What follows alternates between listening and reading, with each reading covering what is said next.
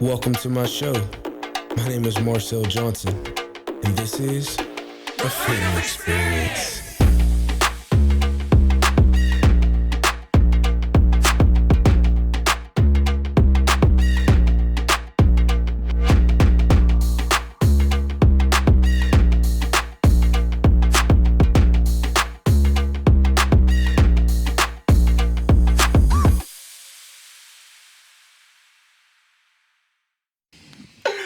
Listen, man, y'all don't even know, like, we be bopping back here behind the scenes, you know what I mean, before the show start. But welcome back to the Freedom Experience. My name is Marcell Johnson. Y'all probably already know that. But my man Drewski came through for the show, man. So I asked you guys to comment.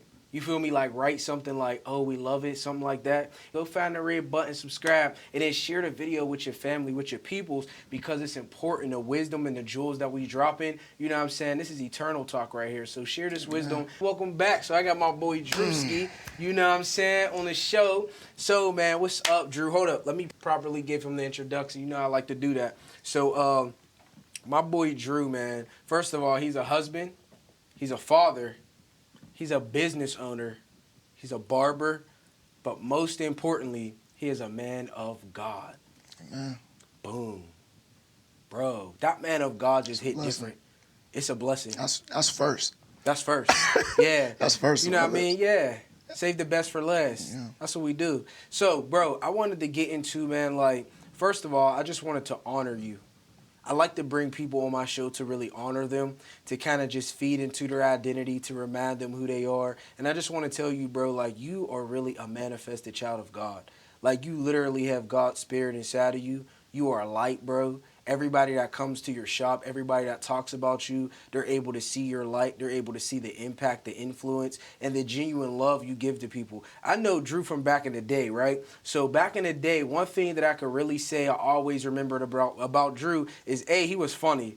Like, old Drew was funny, you know what I'm saying? New Drew is funny, but old Drew was a cut-up, you know what I'm saying? Yeah, but one thing about him was he always showed genuine love. You know what I'm saying? He wasn't like fake. He always just kept it a stack. He always showed love. And I think that that's one reason that God is blessing you with the job of being an influencer, is because you know how to show that genuine love. But man, let's go back. So I want to go back, bro, and ask you, like, how did you get here?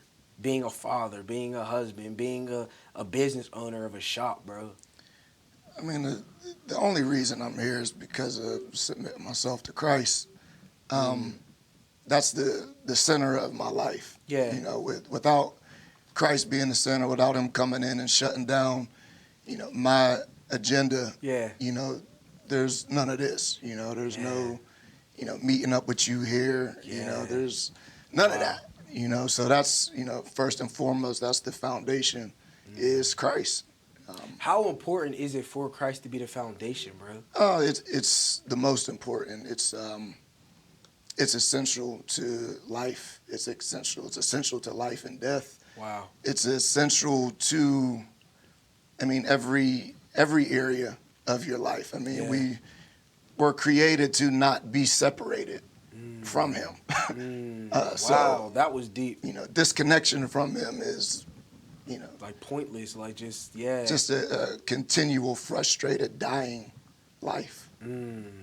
Like you're just dying if you're not connected. Because you know what? God is really life. Like Christ is life. It's like he's an ever-giving faucet flowing river of life. And if you're not connected to that, you're just literally withering up and drying away until you no longer exist. So, and I think that it shows in your mannerisms, your behaviors, your life, you know what I'm saying, your feelings, your emotions, it just shows up. But I wanted to ask you, bro, like, what was that moment in your life where you really, like, took God seriously?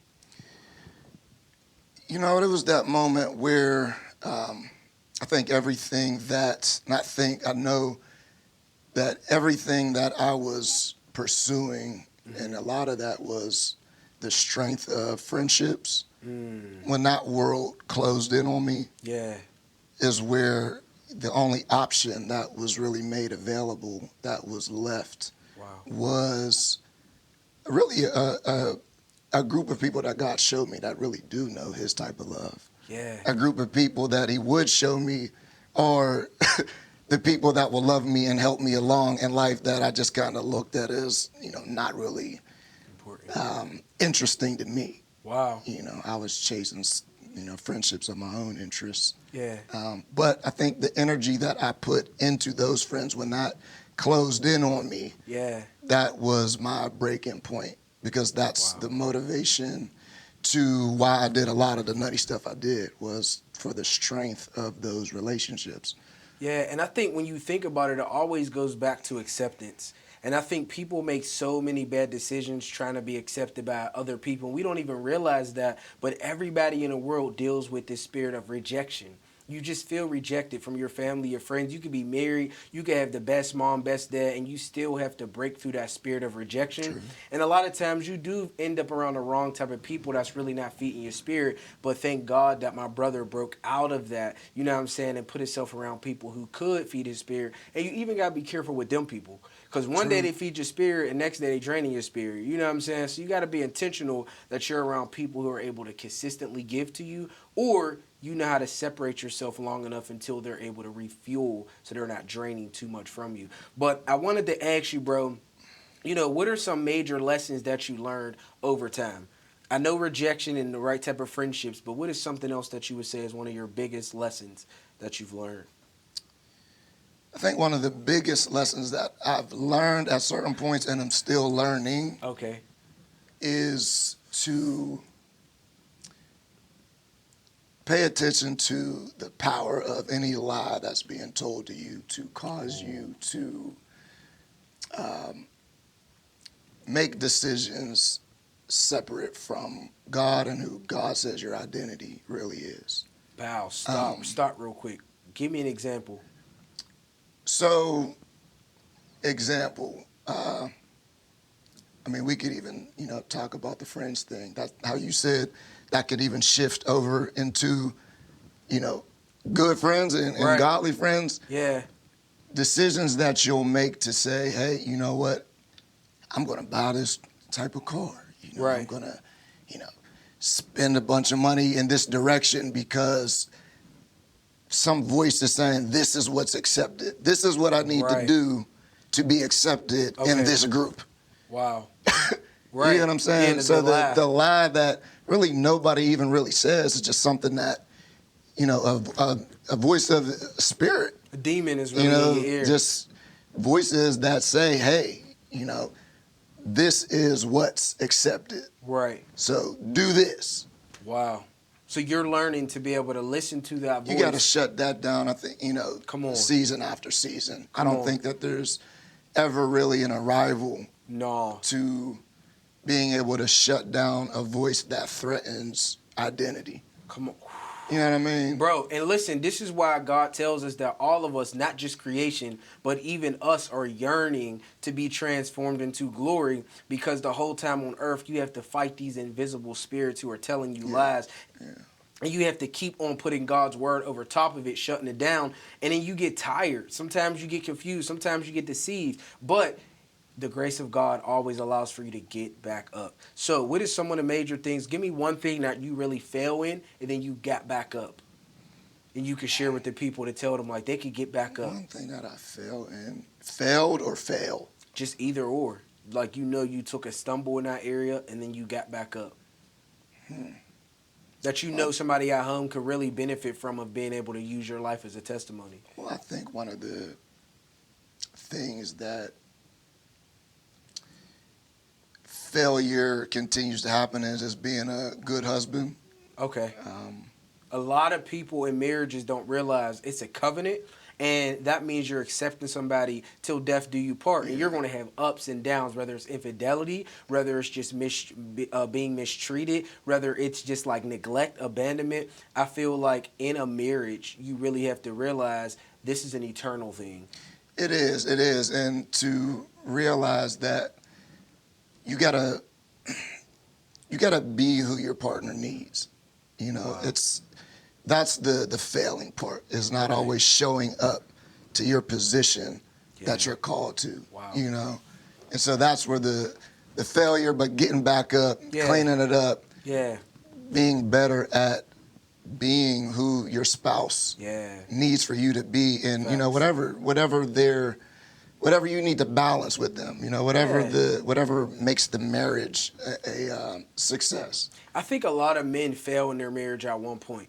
You know what I'm saying? And I think that a lot of women fail in their marriage too, and at different points too. But it is about coming back together and getting back up. Whether Yeah. it's no matter what the issue is, I feel like it is about getting back up. So how did you get back up? Whenever you failed your wife in some type of way in whatever season, how did you get back up from that? Well, I think the first and foremost, you know, my my relationship with God has to be key. You Come know, on. so if you know, I'm not, you know, God is the first one that I need to be looking to for correction. Before anybody. Facts. So it's, you know, for me to transgress her is to transgress God. So, Facts. you Wow. know, when I notice I'm doing something wrong, you know, it's something that God ultimately deals with me with. Wow. And then I have to go back then and be able to listen to the person, you know, be able to identify, I feel like where the real issue is. The root of the issue, you know, Yeah. and I think that's where your relationship with God comes in the most, is him dealing with the root of the problem.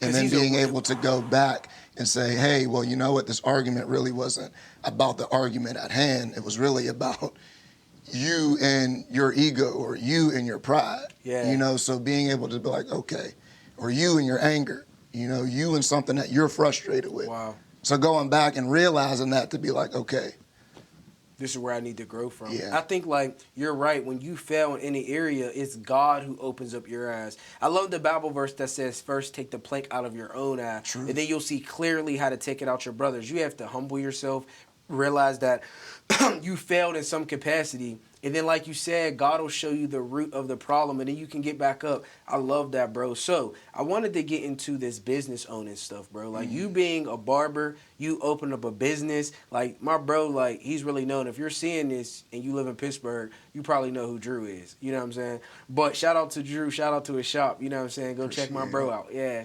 All right. So I wanted to say, bro, how did you start your business, and what were your thoughts behind that? Like, before you started the business, what was you dealing with? And then how did you be like, you know what? I'm going to start this business.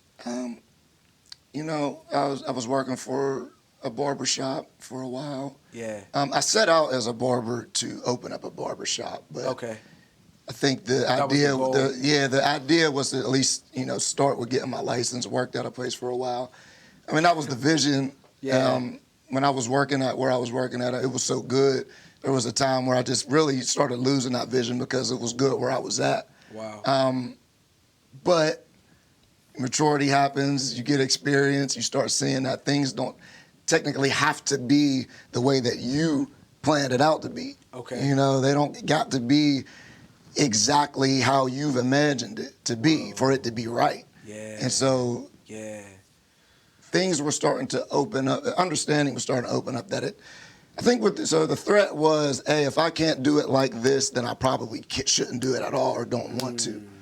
So the more that I was growing, I was seeing like, oh, you know, Instagram started becoming more of a thing at this time. Yeah. And I started saying, oh man, there's barbershops that are doing it that ain't technically at a mall location. Come on. And so I was like, oh, okay. Started driving past this one little location. It was in the way. Yeah. And I was like, well, I said, let's do it. Started You doing started it. the math. Hey, just do it. All I need is a chair, mirrors, lights. Come on. You know, let's do it. So look, tell somebody who's at the crib who wants to open up something, but they're feeling a little bit discouraged, because you know when you're trying to open up a business, there's always some pushback.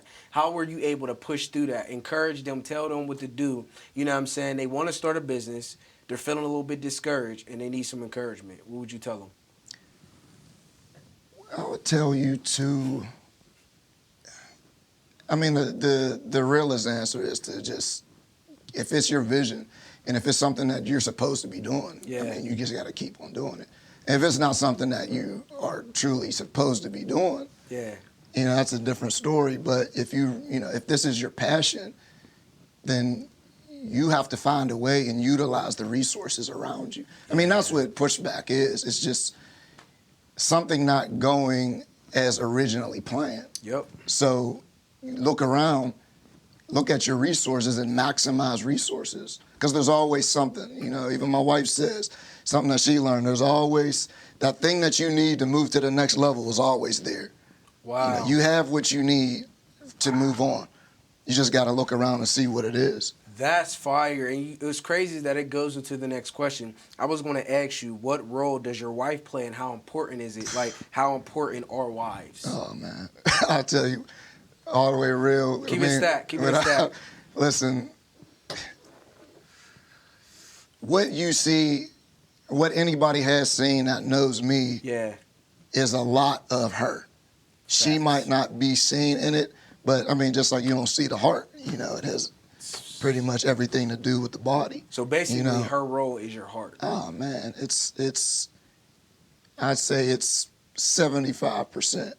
She's like the genius behind everything that people see. Behind me growing. Yeah. Things that, our wife is just, she was just like how God said, it's not good for you to be alone. Come on. Women, wives see what you are incapable of seeing. Facts. Just angles and details. Yep. That are just not everybody's specialty to see on their own. Man, shout out the wives. Oh, shout out the wives. Absolutely. Are out Drew's wife. Good you know wives. what I'm saying? Yeah, the good wives. Ooh, the good wives. I ain't putting down the bad ones. No, but the good wives. Wives that, are stepping up to their role. They need to be honored, though, bro. For sure. So the good wives. For sure. Shout out the good wives. Yeah. Yes, and if you're not a good wife, become a good wife. It's not too late. You know what I'm saying? If you still a wife. So the next question, bro, come on. Look, we keep it a stack, bro. Like, we keep it a bean here, bro. So look, I wanted to talk about church hurt. Because I know that me and Drew went to some of the same churches at different times in our life. And I think, we did some different things. But I wanted to talk about what was the church hurt you dealt with? And then how do you overcome that? Or how do you handle that church hurt? Oh, man. Keep it a stack, too, bro. Because I feel like God is healing a lot of church hurt in the younger, generations. And also teaching us how not to repeat those same things. And there's people watching who's going to want to know this. Church hurt. That's a real broad one, but it is. To keep it narrow, I think that it's important to understand what the hurt is first of all. Yeah. Because everybody's church hurt is different, and I think that my church hurt more so had to do with expectations of relationships not met. That's right. So I think that for me, a lot of those are just, I feel like those hurt somewhere down the line are like tailor-made to a lot of little designs that the enemy has for each individual person anyway. Facts. You know what I mean? I stand in agreement with that. So I think that the center of mine has more so to do with relationships. Than anything, And so, go ahead. No, you go ahead. Oh, and I was just going to say, getting over it, I feel like for me, it's still something that I'm working on. Wow. So that I'm being responsible for really how I view people. Yeah. I'm only responsible, yeah. It's maturity. Looking at, not looking at the person or the people. That's right. But again, just the heart, the foundation of it, It really could be a B thing. It's really not. No, I think that it's always me. I always tell people, if you really want to grow, you make every situation your own. Inventory of yourself. You do some self-reflective work, and then you grow. But I think that when you talk about relationships, I can totally agree that just different churches that I went to, some of the church hurt did have to do with that spirit of rejection again. And I think that certain churches and certain people hold a certain standard, and it's just almost like if you don't meet my criteria or my standard, there's an unknowing, unconscious sense of rejection going out, and it's because it's like a certain standard that they hold towards themselves, and it's just like, if you don't meet this standard or this expectation, there's an unknown, maybe not intentional spirit of rejection that goes out. And then there's almost just like when you get in line and when you follow protocols, you get called to a certain position, and then you can get my acceptance, my love. And I think that if you're a person who's in the process of developing your character and developing that place, it can come off as rejection. And then There's people who also get hurt, molested, killed. You know what I'm saying? There's a lot of different things in church hurts. But I think when it comes to relationship, a lot of times leaders, whether it's the pastor, whether it's the deacons, whether it's the first ladies of the church, they unknowingly can give off a spirit of rejection to their congregation based off of control. True. And I think that unless they feel like they have a sense of control over you, they resist giving you access to them, and that comes off to me as rejection, and then it makes me want to just isolate myself, which is a trick of the enemy. So what I do is I get around other believers who believe in God, and I have house church, and then I go to church, and I do stuff. But I do believe in the body of Christ coming together in unity to worship. And I just also say too, bro, even to this point, pastors, people in leadership are attacked the most. Because the enemy knows if I can get to them, I can easily get to the congregation. And I think that's just leadership in general. In general. You know what I mean? I think that there's anybody that has a role of influence and leadership, you know? And so I think that it doesn't really matter who it's coming from. Facts. Each person has to have a responsibility in growing in their own identity. Come on. Because that's going to go, the hurt is not... I hate to make it like a specific type of hurt. Hurt is hurt. It's just hurt. You know what I mean? Now it sucks that it might come from a church because there's an expectation that goes back to be treated a certain way. His church hurt was rooted in an expectation that wasn't met, and then it causes you to like thinking that you hold a higher position. Not position, but more so. Like a stronger relationship. Like a relationship. But then you don't priority maybe. Okay. You know what I mean? Yep. And again, that can either be somebody leading you on to think that, or a person's own thoughts, kind of running with you to think that. But I do think that there are things that happen though that will lead you on to think that you hold a much stronger place with people. Yeah. And then things that happen to make you feel as though, you were only as valuable as your gift. Wow. Or,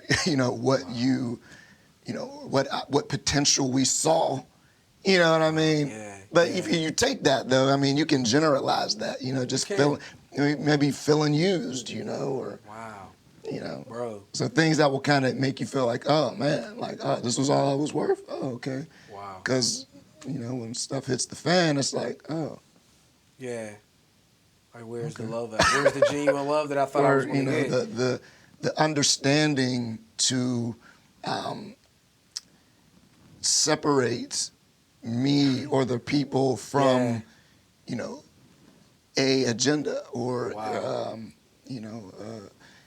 an organization's, your narrative, or.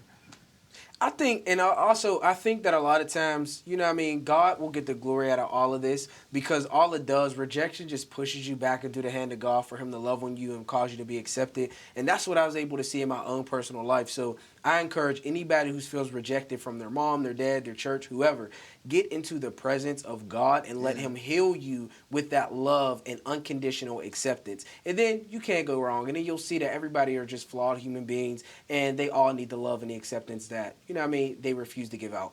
But the next question I want to talk about is being a dad, bro. Like, I think being a dad is so awesome. You know what I'm saying? I see you with your kids. I see you vibing out with them. I see you being Superman to them. Drew is like Superman to his kids. You know what I mean? I remember I was at the park shooting some content for some stuff I did back in the day, and you were talking to me about fatherhood. And you were, and I know you remember that. And you were talking to me about fatherhood, bro. And you just was telling me certain things that I was able to see. It oozed off of you. So what has fatherhood taught you? Man,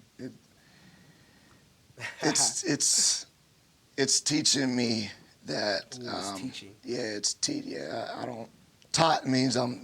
It's like. Done. You know what I mean. Facts.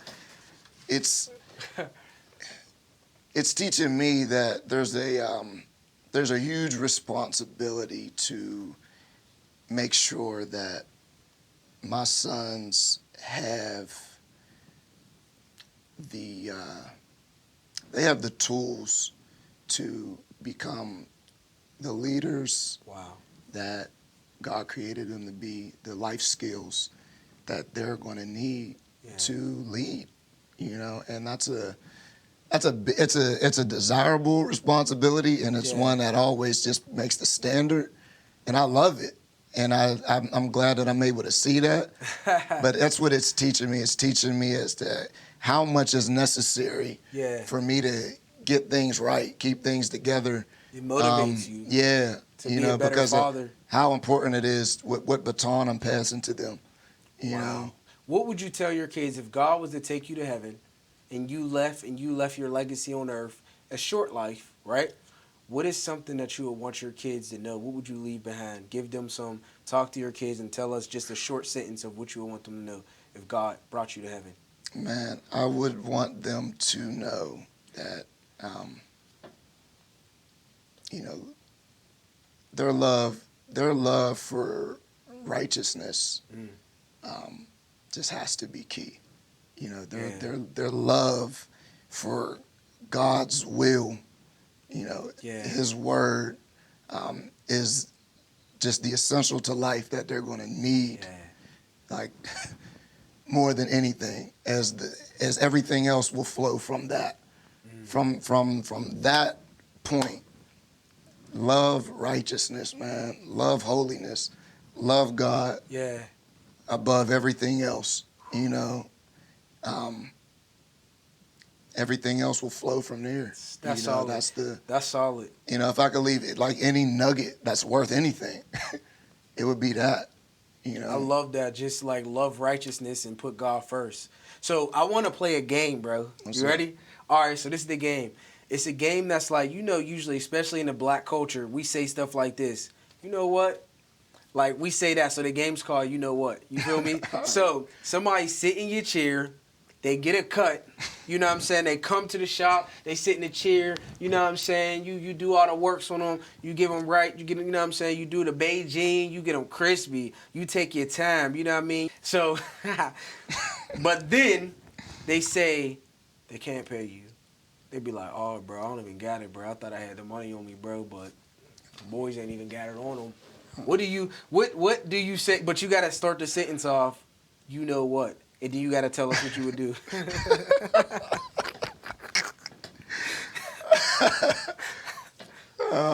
I say, you know what, man? Get happy, man.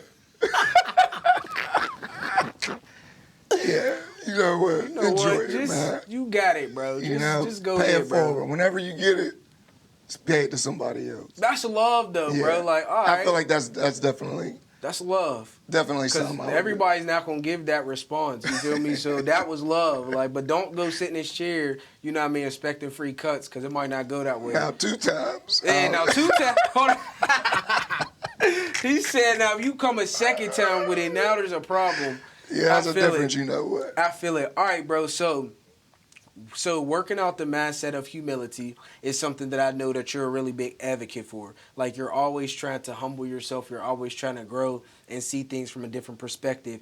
I wanted to know what are some things that you would tell the younger Drew, the teenage Drew that I knew. If you can talk to him right now and expand time, like, you know what I mean, transcend time, should I say, what would you tell the 13, 15, 16-year-old Drew?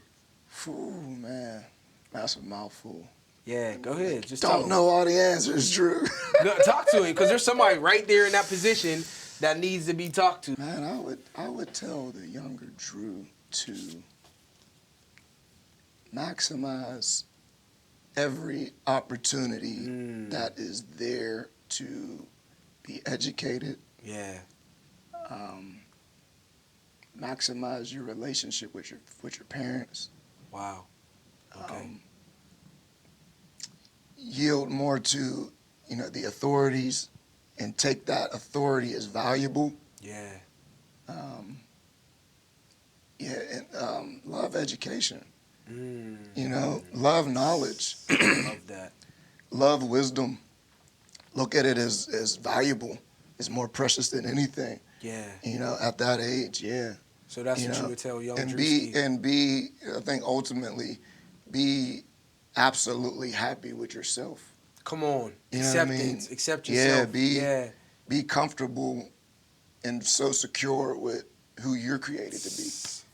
Bro. You know what I mean? I feel like that's really... That's it. So I was going to the next question. I like to end the show with words of wisdom. So my next question was going to be, what are some words of wisdom? But I feel like you gave them to us. Yeah, for you sure. You could be talking to the young Drew, the old Drew, just, you know what I'm saying? That was intentional. But what are some words of wisdom? So like a mantra that you live by, that's a short phrase, almost like a fortune cookie or something, that you just keep in your spirit, that you always go back to, that helps you. What is something that you would tell the people, your words of wisdom?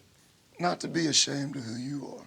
Not to be ashamed at how you look, how you sound, your gifts, your talents, how you think. Be comfortable with you and let that be how you're valued and accepted, you know? Bro, that... And don't compromise. Don't compromise to try to fit in with groups that you're not supposed to fit in with, you know, or people that, you know, let God orchestrate your relationships based off of who you are. Because that's the most valuable thing. There's only one of you. Wow. You know? There's only one you.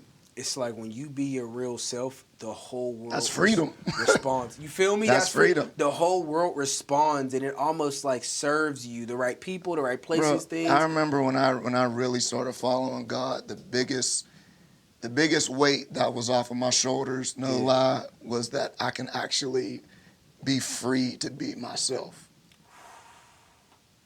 Like that was a really, I truly remember that. Yeah. You know, like I can feel free to sing if I want to sing, and I feel like somebody's gonna think I'm corny. Yeah, forget you know, it. Yeah, not be afraid to be silly. Yup. Or you know what I mean? I didn't have to put on what everybody else wanted me to put on to fit in those groups.